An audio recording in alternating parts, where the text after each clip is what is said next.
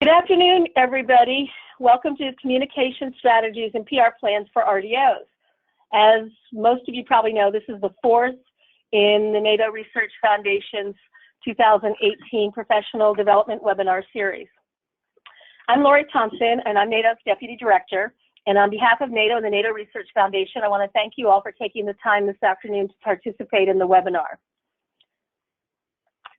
Today's webinar and all of the upcoming webinars in the series are being recorded.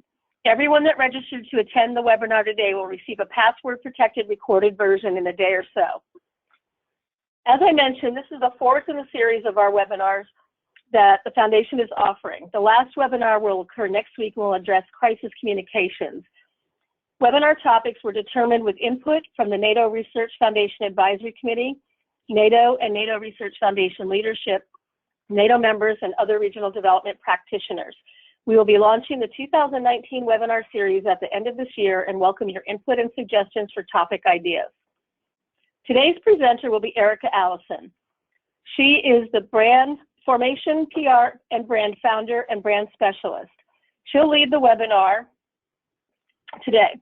Erica created Formation about 12 years ago because she wanted to tell a story in a really good manner. Erica is Formation's lead PR strategist and crisis communication expert. She also sets the tone for branding campaigns, writes communication plans, and routinely consults with clients on communication strategy. She is also working on mentoring her team to do more of the above as she guides Formation into the next phase of business development. I think many of you are probably aware of Erica or have attended sessions that she has done for NADO at our regional conferences. And if you're not aware of her or have not had the opportunity to participate in her training, I think you'll agree with me that today's session will be incredibly valuable, interesting, and informative. Erica is an expert in this subject matter, and I think what she has to share with everyone will be really beneficial in the work that you're doing to develop stronger communication strategies. Just as a little aside, next month during NADO's annual training conference in Charlotte, Erica will be joining us on Sunday, October 13th to do a learning lab that will really focus much more in depth on PR strategies for regional development organizations. So if you're coming to the conference and you have not had a chance to register for that learning lab, there's still time. So please let us know if you're interested and we'll be happy to get you set up for that. Before I turn the controls over to Erica, I wanted to note that you can ask questions as we go throughout the webinar by typing them in the box on the right-hand side of your computer screen. We will monitor the questions and answer them throughout the session as well as at the end of the webinar. And another reminder is that at the end of the webinar, we will be sending out a very quick 5-question survey, evaluation survey for you to respond to help us determine how well this subject was, how the content was. Will it make a difference in how you're doing communication strategies as you move forward, and if it's a topic that we should continue to provide training in. And also give you an opportunity in that survey to provide some more input on other topics that you might want us to cover in the future. So I think that's it for now. I'm going to go ahead and turn it over to Erica since she's the expert, and that's what you're all on the webinar today, to listen to her and to learn from her. So without any further ado, Erica, it's all yours. Okay, thanks, Lori. Can everyone hear me? I hope so. No way to really see if you can, but I hope you can. Good afternoon. Thanks for taking the time to... Erica, I just wanted to interrupt real quickly. If anybody is having difficulty seeing the webinar slides or hearing, please type a note in your question, and we'll see if we can help you with that. Thanks. Thank you, Lori. No questions so far, it looks like. So thanks for making time this afternoon for this webinar on communication strategies and public relations plans. I feel like an airline attendant making sure everyone's on the right flight. Next week will be crisis communication, and then I hope to see you at the annual training conference for that learning lab. But for today, it's communication strategies and PR planning. I have been very fortunate over the past 8 to 10 years to work with a lot of COGs and RDOs. I think some of you may have even be at organizations where I've had the pleasure of helping with communication planning or rebranding, and I love this work. You're truly an asset, as far as I'm concerned, to our communities across the country, and it's for this reason that we, my entire team, and I enjoy working with you so much. because what you do matters. And if we can help you communicate that in a way that really solidifies your place in the region and helps you maintain your ability to do what you do really well, then we feel like we've done our job. So my goal today is to cover the basics of communication planning and PR. Some of you may be familiar with a few of the items I covered. I hope that I introduced some new ideas for you and definitely convey some best practices and tools of the trade that if you're not already using, we hope you will be after this session. As Laurie said, you can submit your questions as we go. I don't mind that at all. So I'm going to go ahead and get started. Just a little bit about my organization. Let me see here. Where am I? There. Our mission is really important, and I like to just bring that up at the beginning of any talk I do, because I want people to know how we get to the end result with our clients, and it's because we listen to them in order to create what it is that you need, and along the way we empower you to do good work so that you have an impact in the world around you, and along the way we do as well. So that's another reason we love working with RDOs, because of that impact piece. So let's start with the basics. It's always a good idea to start here, even if you think that you've got this covered and you've been at it for a while now. That's how my team starts every communication planning assignment, and we encourage our clients to do the same. It all begins with discovery. So for us, we like to say we're going to take a look in the mirror. We want you to hold up that mirror and see who you really are. How well do you really understand who you are as an RDO and or a COG and what you do? And more importantly, can everyone in your organization, or at least your department or division directors, can they convey clearly and with confidence the who, what, why, and how of what you do? It's unfortunate sometimes, but it's just the way it is, that a lot of times when we work with RDOs, they can convey these answers about their own department, but maybe lack the right lens or framework to do so about the organization as a whole. And while that's important to be able to talk about your specific outcomes and goals within your department, if the region doesn't know who you are as an organization, then you're doing yourself a disservice, because you risk people only knowing one portion of the work you do rather than the entire ball of wax. So let's take a look at that. This is, everyone from PR writers or press release writers to story writers starts with this who, what, why, how, and a lot of times the when. The when for you takes place on an ongoing daily basis, but the who is where we like to start and really make sure that everyone's on the same page with your mission, vision, and your brand. What do you stand for? What are you known for? What should you be known for? A lot of times people in this work, your organization may be known for something that is just a small portion of the overall big picture. So we want to make sure that we write that down. What is it that you should be known for? What are all the aspects of the work that you do?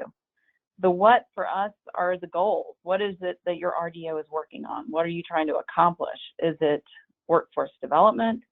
Is it better housing options, healthcare, aging in place, aging services?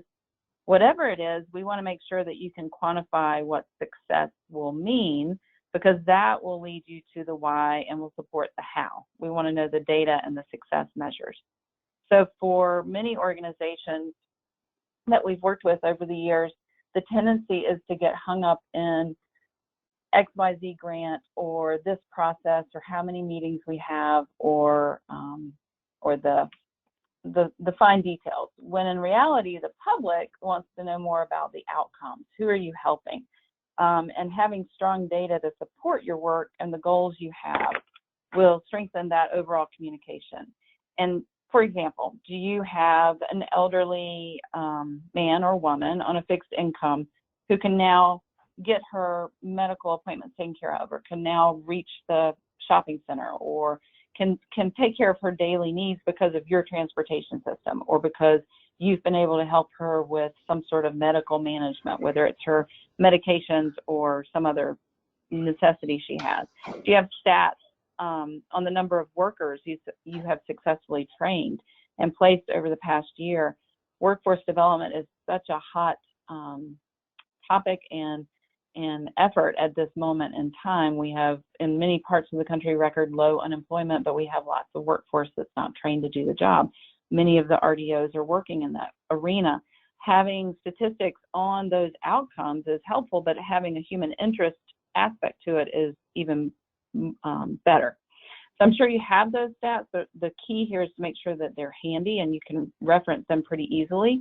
Having that data easily accessible is going to help you a lot in your communication planning. And then the how is, how are you measuring that success?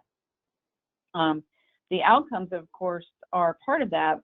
So are the federal and state dollars you help bring to the region. You can easily measure that impact.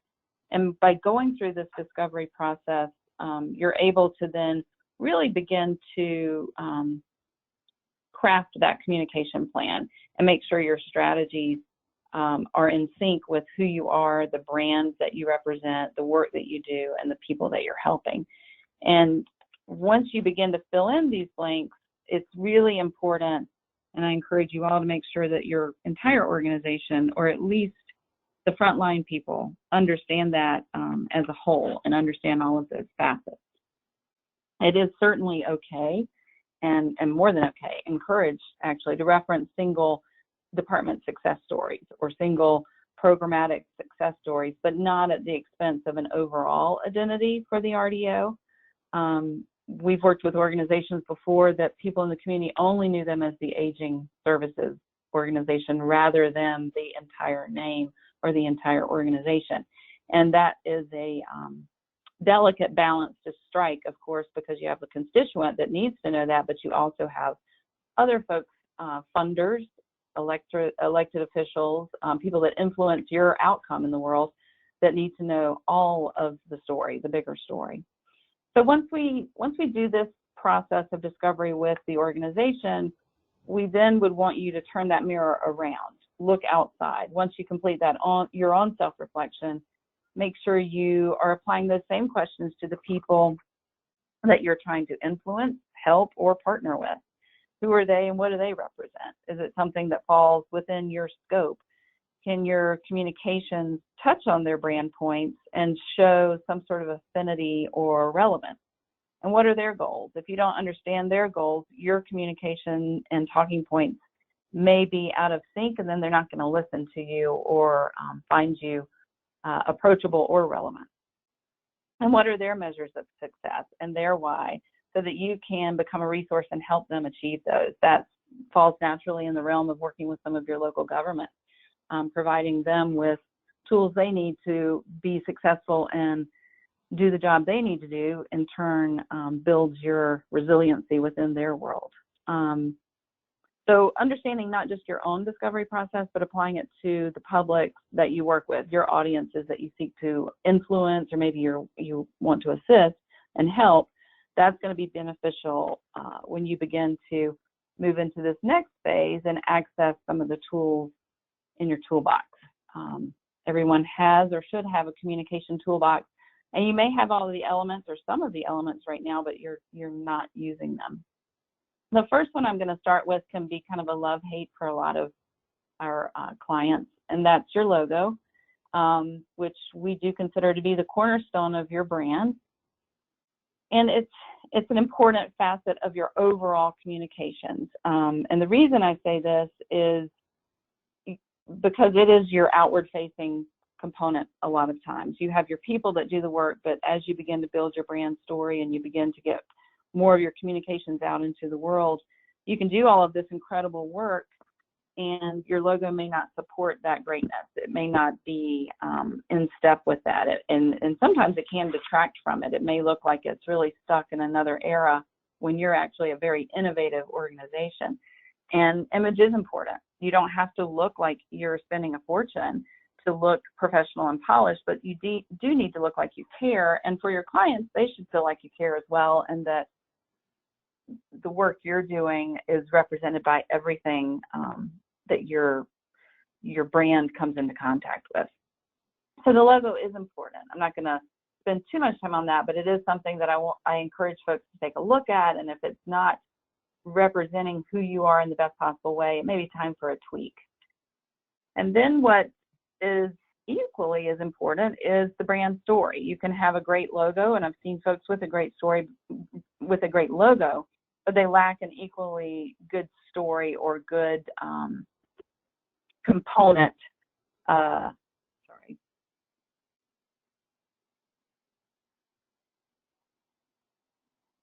Hello? I think I lost you for a minute. I'm back. Laurie, can you hear me? I can hear you. Okay, sorry about that. So the brand story, what I mean by that is that it's the feeling that people have about you when your name is mentioned. There's no logo present. They just hear Buckeye Hills, or they hear New River Valley, and they have an immediate reaction. And it's what people automatically think of when they hear your name, whether it's aging, workforce development, planning, or data. They're going to associate that with you when they see your logo or they hear your name. It's the work you do. It also has to do with the region you work in, the context of where you live and work. And it's the combination of all of that that creates a compelling reason to exist. And for your network, colleagues, and clients and funders, it's a compelling reason for them to support you if they understand that brand story and who you are.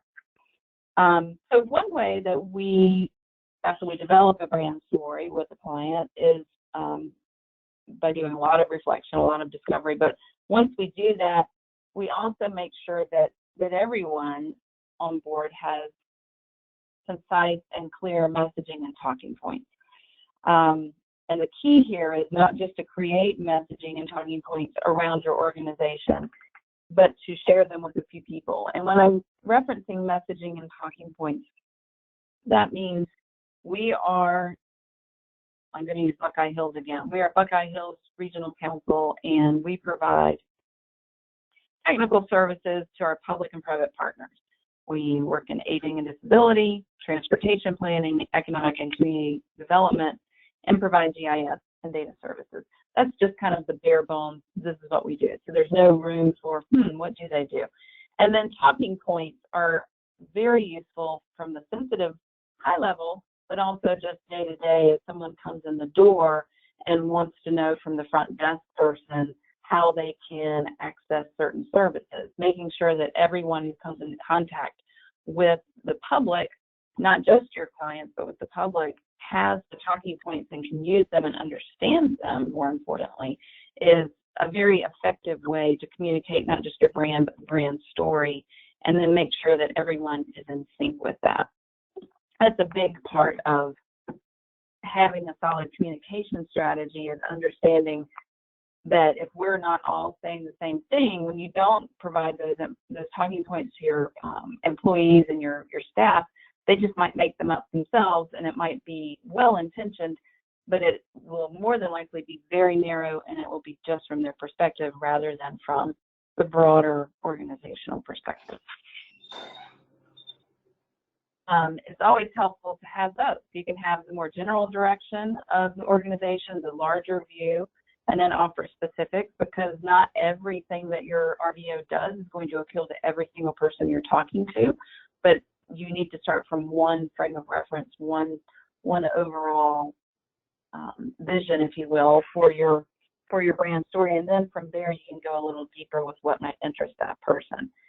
But the main takeaway for that part is to develop talking points that support the who, what, why, and how, and then distribute them among all your staff. It's important, especially as you go into particularly sensitive election cycles, or if your funding streams are a little tentative or delicate, making sure you have the right messaging that you can share with your elected officials or your funders is also critical, so that you can go back to that, the who, what, why, and how, and pull up your data points, pull up the outcomes. And along the way, what I like to do is make sure that you don't just do this at one time. This is an ongoing component of your communication strategy. That's the win that I referenced earlier, but haven't gone into yet. The win for all of you, once you have the brand story, your talking points, and your messaging laid out, those need to be communicated on a regular and consistent basis. That could be through email newsletters, it could be through social media, it can be through press releases, which we'll get to in a little bit. It can be in just a letter or a note you send to a funder or elected official or agency that supports your work to make sure they're aware of the outcomes that you're working on and how that ties back to your brand and your brand story. These components of messaging and talking points, the brand story, those two, brand story and messaging and talking points, are not big budget items. These are just items that require reflection and consistency in thought, and then making sure your entire team has those and can use them with some confidence. From here, we've talked about some items in the toolbox that require what I'll say as a minimal investment, other than perhaps a new logo. But even if you had a tweaked logo or an updated logo, it's not going to be an enormous investment. What happens after you develop all of these items, the logo, form your brand story, and create those talking points and core messaging? It's important to have a plan, a communication plan with timelines and targets, as I just mentioned. Maybe it's a monthly newsletter, maybe it's a weekly touch point with your local elected officials, maybe it's a monthly with or quarterly with others. But you'll want to create some collateral, and by that I mean hand out brochures or rack cards. Make sure your website is up to date and also has the talking points, the brand story. Everything that you put out into the world has to have the same core messaging and the same look that convey your identity and your brand, and then results in positive outcomes. However, sometimes people create these awesome plans, but they forget that budget component, which I know you're all very budget conscious and focused on that, but making sure that we align the plan with the budget will result in some really impactful outcomes for you. If you don't do that, the plan isn't going to have any longevity. It's going to be frustrating for you. So if the plan has, for example, that you want to get your aging team out into the community more, and they need to attend health fairs, or they need to sponsor events, or you're going to sponsor events, they're going to need to hand out something or some takeaway, or maybe they're going to give away something. Maybe there's rubber jar openers that I've seen a lot of aging services groups use, where it's easier to unscrew a cap on a jar. Maybe it's a magnet. There are leave behind items. There are also some social media items you can do, or blog posts. All of those need to have some sort of budget allocated to them so that when you have the opportunity, you have the item in place. But there's got to be a prioritization to that too. It's not just, oh, let's create this because our aging population likes it. Do we need to do that to keep that aging population engaged? Do we need to do something else to make sure elected officials know about us? Or what are the priorities there? Who are we trying to reach, and what are the outcomes of that? And once you do that, once you identify that budget that you can spend maybe in the first year, and then you phase it into another year, you can begin to create that brand collateral that I talked about. For a lot of organizations, maybe having just a basic overview brochure that identifies in language that's not unique to you, but language that everyone understands, which I can't say that enough, trying to use a language that your neighbor understands or your family members understand is important in these outward-facing materials, like a brochure. An annual report is also helpful. We have some clients that are moving away from a printed annual report and putting it online, but we also still have quite a few. We're in a lot of annual reports right now that still need to get that out and show their constituents their value. Maybe it's updating your website so that it's more user-friendly. Maybe it's t-shirts or hats.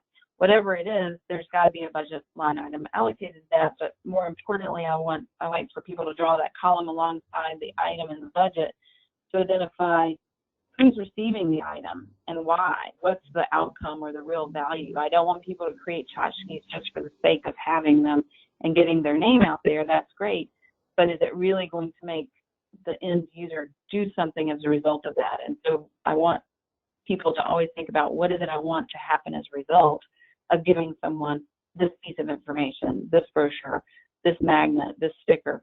If it's a rack card that has vital information for services, that is absolutely something that should happen, but make sure that it's easy to understand. It's not overwhelming the end user with too much copy or language or words, that you've got visual representation, because sadly, we're a community and culture now that no longer likes to read a lot. We like not lots of pictures.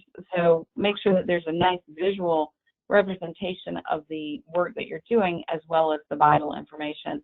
And then send them to your website for more information or a number to call, and you've got a well-trained person on the other end of the line that knows the talking points, that knows how to direct them, and can help with that.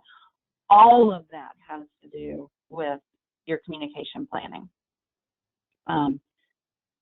Overlooking any of these pieces and saying, well, we don't have the money to do that, or we don't have the time, is understandable. We get that all the time. We understand that.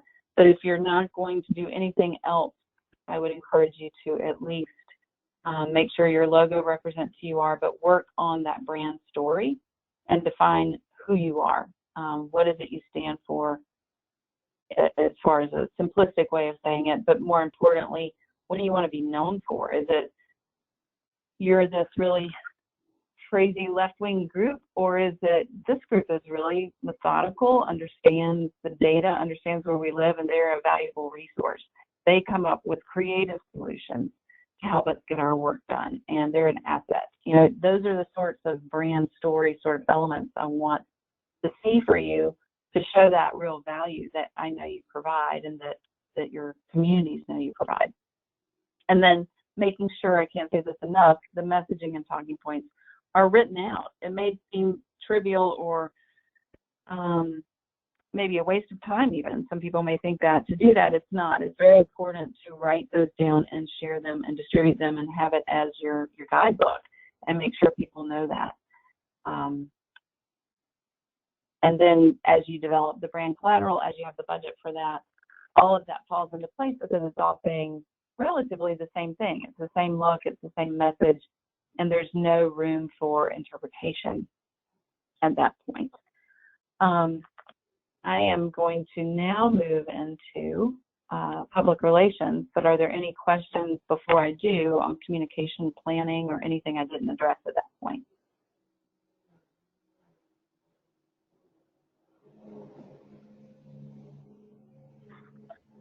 Eric, I don't see any written in the questions, so I guess just move on. Keep rolling, okay. I will. Thanks, so. All right. I feel like I'm moving pretty fast, so I'll slow down if I need to. But in addition to the communication planning, one of the really important facets of any work that you're going to do is to make sure that you're focusing on your public relations. And you've gotten your discovery process out of the way, which is helpful for both the communication planning and the PR side. And you understand the importance of your logo, your brand story, the talking points, and your collateral that you might be handing out. So the other part of that is the PR. That's the relationship that you have with your publics, as it's defined. And publics can be people you seek to influence, people that are your constituents, your clients, your partners. And the way we do that is usually managed by interacting with the media. It's often called earned media, when you are able to land a story or get some coverage in the local paper, because unlike advertising, you do not pay to get a story into the paper or on the radio or even on a local television station. It is because it is something of value. It's a story or an item of interest that people in your region need to know about or want to know about. And so as a result, that information is published. So obviously the way that I want to begin any public relations work is looking at strategy. What is that strategy? It's sometimes people, when I ask that question, what do you want to happen? What are you trying to accomplish by getting your name in the paper? The answer may be, oh, I just want name recognition. But name recognition isn't really the answer there. Sure, you want your name out there. You want people to see that your RDO is providing value, but name recognition as a whole can come about as a result of something negative as well. It could be something bad. You want to control that and have it be something that is positive. And so we want to focus on all the good work that you're doing. So you go back to your brand story and back to your communication planning effort and think about the who and the what that you want to be known for. And so, for example, if it's workforce development, then you'll want to keep a running list of success stories or partnership highlights that you can offer to the media. And by these, I mean human interest stories. This person was helped because of the efforts of your workforce board or because of this training, and now they're in a job. And so you make sure that the media knows about this, because unemployment and workforce development and training are really hot topics right now. Paying attention to what is important to your local media and your regional media is important. Is it aging? Harvest some of those client success stories for a human interest story. These are always going to be well received. Is it a house that had improvements? Is it transportation services? I've mentioned that before. A lot of times people may want to put a meeting out into the paper, and I know you are required most of the time to have your meeting at least announced in the paper, but things like ribbon cuttings, meetings, things like that are not typically going to get a lot of coverage unless the local paper just really thinks it's great. But they really typically, in this environment of a competitive news cycle where everyone's a reporter with social media and a lot of print newspapers have a shoestring budget and shoestring staff, everything's online, you want to make sure that it's compelling and easy to read, that pulls at the heartstrings, that's positive. Even though people think that positive stories are not published, they are. It's a matter of framing it in a way and understanding how to pitch that media story, how to send that to the reporter, and having the right tone and approach. And you can do that by mapping it out in your communication plan, but also understanding your audience. Again, I'm going to go back to discovery. Who are you trying to reach? Where do they access their information? Is it the local paper? Is it radio? Is it social? Is it the church? Church bulletins sometimes are great ways to get information out. What reporters cover the topics that you're focused on? And again, going back to your brand story, what do you want to be known for? If it's X, Y, and Z, you want to make sure the reporter that you're sending information to also covers X, Y, and Z. They're not going to pick it up if they don't cover that particular topic. So it's important to pay attention to articles on similar subject areas and then note the reporter, make a note of that. The next time they write about something that's relevant to your work, but you're not included in, you should have been perhaps, but you're not included in, email that reporter or call them and say, hey, here's some additional information. Even if they don't publish it in that moment, because they may not, due to timing and space, you at least will be on their radar as a resource for that topic in the future. I hope many of you have a database, or at least a simple spreadsheet or something, a Word doc that has the names of reporters you need to be familiar with and an email list, their email, and if you haven't, their phone number that you keep ready, and update it routinely, because lately reporters, journalists do move a lot and go from outlet to outlet, so that you cultivate a relationship with that media person and make sure that they understand what your expert areas are, what your topic areas are, and that you are a valued resource for them. And when we do this, especially if you can offer to be a local resource, for example, on a national issue, then they're going to want to get more information from you. They'll be more apt to put your press release out there. We use this approach a lot of taking a national issue or headline and then trying to put a local perspective to it. Maybe it's something to do with, we have a healthcare client, so maybe there was a new report about breast cancer studies, and so we went to a local oncologist and we had that person offer a local perspective. And the reporter was very appreciative to get something on a local level, because these national stories are great, but they're lacking in local context. And that's where you come in, because you have such an extensive network within your region. You're able to do that. And then once you get that relationship developed, as I mentioned, another way you're getting your message out is through the press release. And I'm often surprised that people are not using the press release as a routine measure. Even if someone just goes to a conference, or if you made it onto the NADO board, for example, that's a great press release to send out, and it shows some national connection as well. If you attend the NADO conference in Charlotte coming up soon, put that in a press release. It may seem trivial to you, but there are usually local interest columns that will put that information out there. But more importantly, if you get a new grant, or you're partnering with an entity on a project, that can be a press release. Or you've been able to train X number of displaced workers, that's a press release.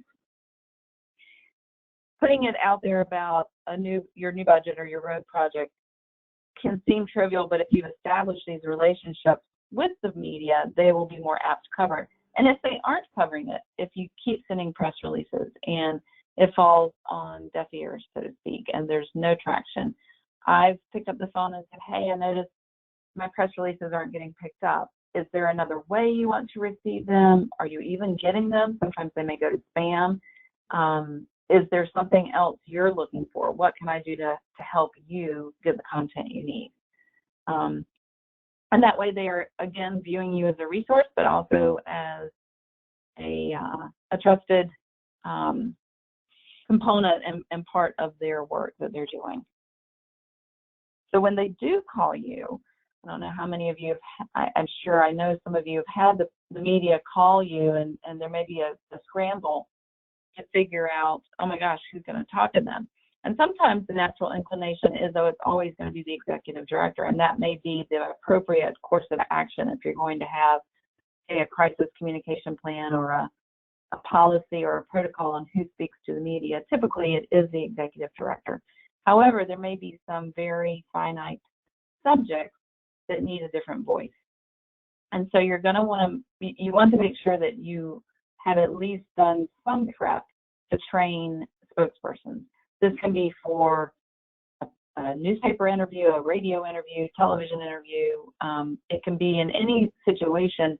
You want to make sure that you're giving your spokespersons the best possible training and preparation you can. We are, I'm sure you've heard, we're gearing up for a natural disaster here in our state right now, in North Carolina, and you can bet that the identified subject matter experts are getting prepped and prepared constantly right now, because the news cycle is so fast, and you have to be ready. They're getting trained and prepped to make sure they're answering the right questions, not giving too much information away, but keeping on task and on point. They're trying to anticipate every question that might be asked, and then make sure they know how to answer it. I hope that you've done some of that sort of work before. If not, it's a good exercise just to try and do some role playing before you have an interview. Maybe you have an hour window, or you have 2 hours. Gather in your trusted resources and get them to ask you the questions that you fear the most. Get them to ask you the hard questions, and you focus in on how best to answer those. I always encourage folks that are preparing for an interview to identify their top 3 points that they want to make, and make sure they're made and stick to them, not in a robotic Terminator kind of way, but in a conversational manner, and that takes practice. But making the most important thing is to make sure that you have your top 3 points that you want to make, or even 2. You don't even have to have 3. And then identify areas or points that you will stay away from, and develop a tactful way to move away from them and back to your points during an interview. I know many of you have dealt with resiliency issues. Many of you have dealt with some funding issues, and making sure that you go into that as confident as you can be, but also as authentic and genuine as you can be, will go a long way. And many times when the media approaches and they want to speak with someone, you can always deflect for a little bit. You first find out what is their deadline, how much time do you have, and say, I'm about to walk into a meeting, can you send me the questions? And that way I'll be able to prepare and be ready for you when it's time to talk. You can also email questions, or email answers to questions, and make sure that you're saying the answer the exact way you need to and that you want to, before you put yourself in a situation where you feel like you just automatically have to answer. I never want my clients to feel that way. You always have a little bit of time, and you can ask for a few minutes just to gather your thoughts. And then finally, when working with the media in public relations and trying to get your brand story out there, and this applies to all of your communications, it's about creating value and being mindful, as I mentioned, of journalistic deadlines. Are your press releases proofed and well written, or are they full of typos? Are you touching base with journalists on timely topics, even if you don't have anything to offer, or only pushing out a narrow focus? And then do you thank them for your efforts, or for their efforts? And then on the communication side and creating value, making sure that if you are creating an email newsletter, for example, you're not overwhelming your audience with weekly emails. Sometimes even monthly emails can make people hit unsubscribe. Making sure that you would want to read them, making sure that these are not master's thesis that you're putting in there, but they're short enough to get the point across. And then always, always, always use the little read more link that directs someone back to your website. And then on the website, you have more of the story, or you have the resources that they need. Speaking of websites, are your websites creating value? Are they functioning in a way so that when someone lands on your website and they're looking for information, do they have to click through multiple pages, or is it fairly easy to find it? We've seen a trend over the years where we went from having everything we possibly could on the website and lots and lots of pages to fewer pages, very visual representation of what folks need, maybe a block image that represents aging, or one that represents transportation, or one that represents utilities, or workforce development. And then the person knows intuitively that's what I need to go for, clicks on that, and then gets what they need. Making sure that it's easy to find and relevant takes practice. Making sure you're looking at your website from time to time. We rebranded ourselves this year from Allison Development Group to Formation, and just getting that website ready to launch took several eyes and reviews. And even now, I feel like we need to go back and do some more. There's always that need to make sure it's fresh and relevant, and that you're putting the right information out there. As far as social media goes, making sure that information is relevant. I know my colleague Lois did a webinar not long ago on social media basics, but making sure that you're not just spewing out anything and everything you can think of, but you go back to that discovery, you go back to that brand story and your messaging and your talking points, and you stay within those guidelines, and you post information that's relevant within that framework and that is relevant to your audience. Going back and understanding who your audience is. Do you have audience profiles? Do you have profiles of clients, types of information on them that can help you figure out how they like to get their messaging, how they like to access their news? And the same for people within your region that don't know you, but do need to know you. And then, let's see what else I'm missing here. Making sure that of all that value that you're creating with the work that you do, someone is harvesting that. Someone is in your organization, whether it's if you have a communications person, I know a lot of RDOs do not, or you have even just the department director somehow keeping a summary or some sort of bulleted list on the outcomes from particularly successful projects, and some that are not, so that you can make sure you're creating that story to support your brand. that information can then go into your annual report, which hopefully leans away from statistics only and goes more towards human interest stories, photos that convey that image, and again, showing value to your region and your constituents. And then I feel like I've raced through this. I'm sorry. Leaves us plenty of time for questions. So what did I not cover that you want to know more about, and where can I expand on any of the topics?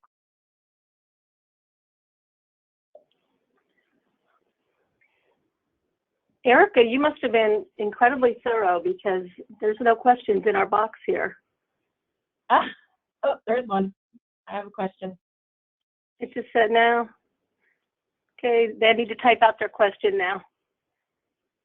So we'll give them a minute or so. Erica, can you maybe while we're waiting for him to type out the question, maybe you could talk a little bit more about why you went through the rebranding. I know you touched on it a little bit and talked about the timing, and it was, it's a long process, but what made you do it, and do you feel that it's helped your business since then, or kind of give your impressions of it? Yeah, I'll be happy to. So Allison Development Group was started back in 2007, and the majority of my clients at that time were real estate developers, and that was the world I worked in. And of course, we all know how that ended up. But after the recession, I shifted my client base and tried to diversify, and I did, and I stopped doing that type of work of working in the real estate development world and worked more with a diverse group and started to really hone in on who those folks were. But along the way, I kept trying to make my brand story fit with the brand I had, which was this A, and it was Allison Development Group, and it just wasn't a fit. It didn't convey the work that we do. People always called us something else. They called us Allison Marketing Group, the Allison Group, all kinds of names. And I felt like at our 10th year, that was when I wanted to start the rebrand process. And I thought, well, it'll be easy. We'll, famous last words, we'll just come up with a new name and a new logo. And boy, did we. We came up with a lot of them, but they weren't the right ones. They still didn't fit. Maybe someone else had a version of it. You have to look at copyright and trademark names and things like that. And it just never felt like it was the right one. And what really helped me in this process was I hired an outside person to come in and help me with my own visioning and strategic planning for the organization, because I feel like that's where I was stuck.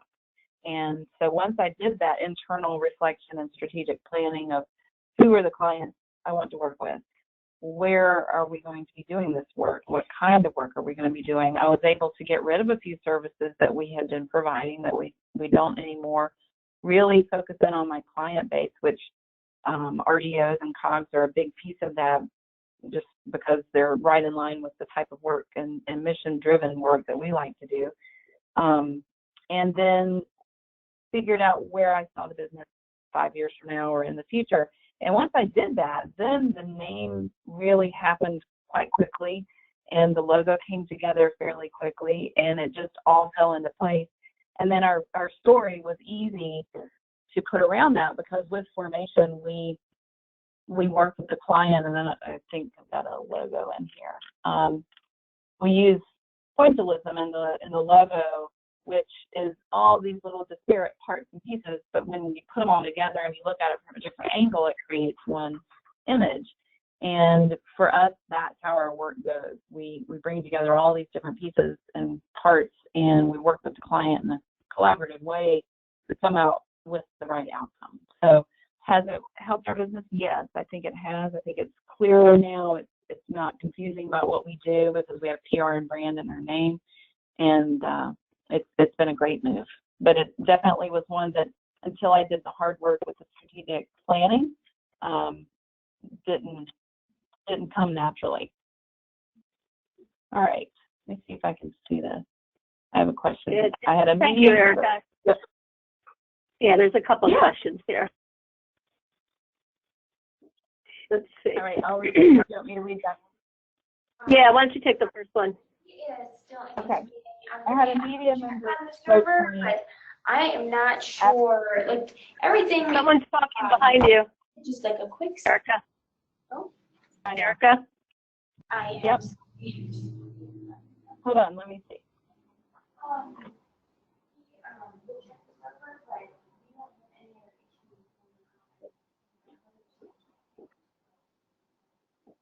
Erica.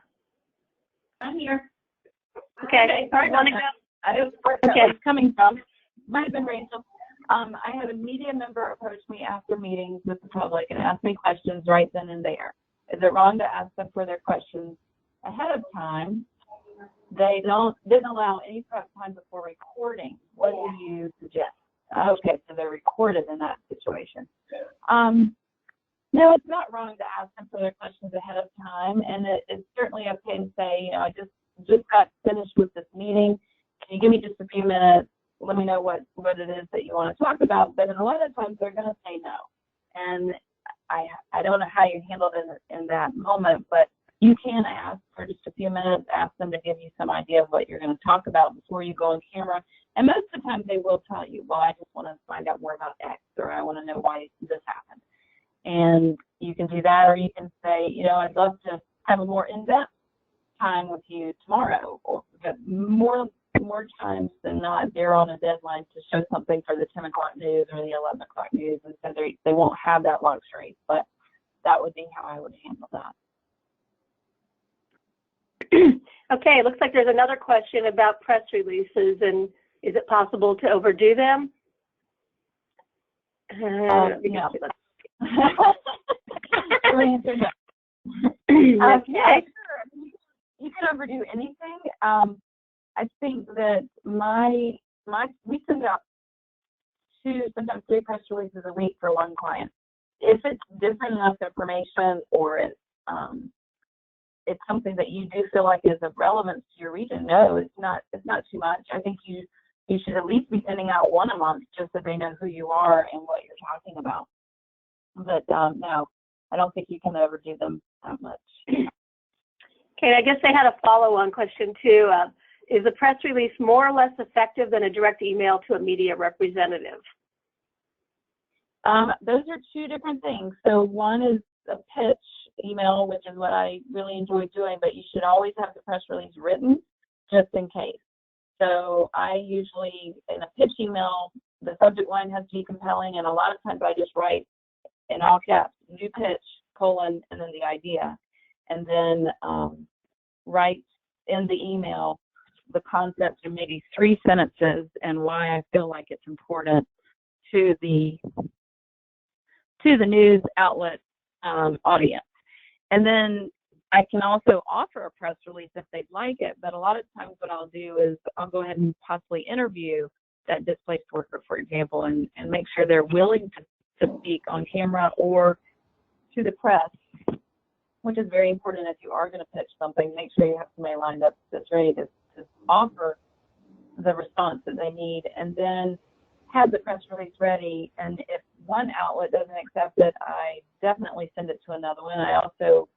I strike a balance between sending out press releases, the same press release, to numerous outlets at the same time, with pitching. If I'm going to pitch a story, I pick one outlet that I feel like it's the best for. I try really hard to get them to cover it, and if they don't, I try and find another one, or I turn it into a press release and then just send it out. Great. There's another question, which is the all-important question that everybody always asks, is how do you execute a PR plan when you don't have a dedicated staff person for it? What can you do? Well, I can't see that question, but so if you don't have a dedicated staff person for it, I think at a minimum you have a PR plan where there's got to be somebody that writes the press release, or you contract out with just a one person that can write press releases.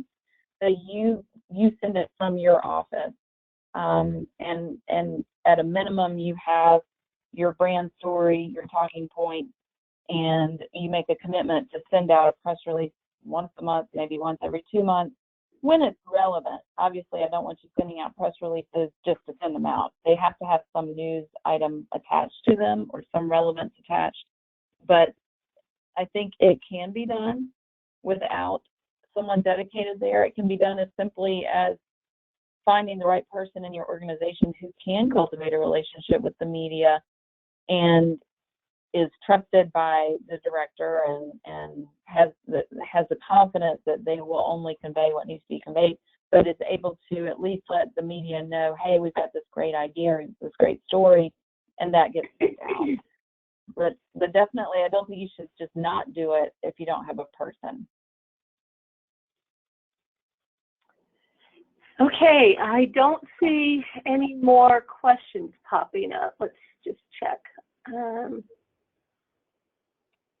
I'm just double checking. I don't see any. Wait. Nope. It's hard for me to I don't think I see any more.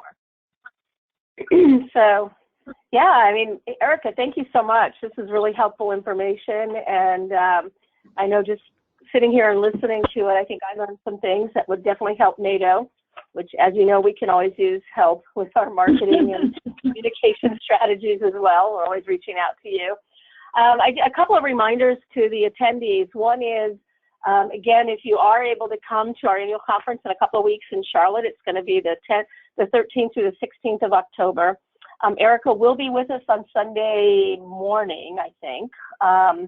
Yes, Sunday morning on the 13th to do a learning lab on public relations strategies. And these learning labs are 2.5 hours or so in length, and they're a bit more time, so it allows us to do a much deeper dive into the topic and have some really in-depth conversations and roll up your sleeve group exercises. So I always find them to be very valuable. So hopefully if you're able to join us and have an interest, you can. There will be a short webinar evaluation email to you just at the end of this webinar. So hopefully you can take a minute or two to respond. There's only 5 questions and it's really quick. It's just to give us an idea of your overall thoughts of today's webinar, and then some suggestions for future topics. And then finally, I just want to remind everybody that we will, this was recorded, and we will send it out to you probably by Monday with a password protected link so that you can go back to it if you have questions or you want to hear it again, or if you want to share it with anyone on your staff. Feel free to do that. So unless there's any more questions, I think we're done, Erica. And I just want to thank you for your time today. Again, I thought it was very helpful, and I hope, just another reminder, geez, forgot this one. There will be the final webinar in the series will be next Thursday, the 20th, which Erica mentioned at the beginning of the webinar, and she will also be conducting that for us, and that's on crisis communications, time to be both proactive and reactive. I think she alluded a little bit to this today during the webinar, but this session will really talk about what happens when maybe there's some bad information in the press about you, or if there's a situation that you need to help people get informed about. What's your role and how can you do it, or what are some of the strategies involved with that? And she will talk much more in depth about that next week. I don't know if you wanted to add anything to that, Erica, right now as a teaser for next week, but hopefully folks will be interested in participating in that as well. No, I hope to have many of you on that one as well, but I definitely want to know who's attending in advance so I can see if I can find anything about them online before we start.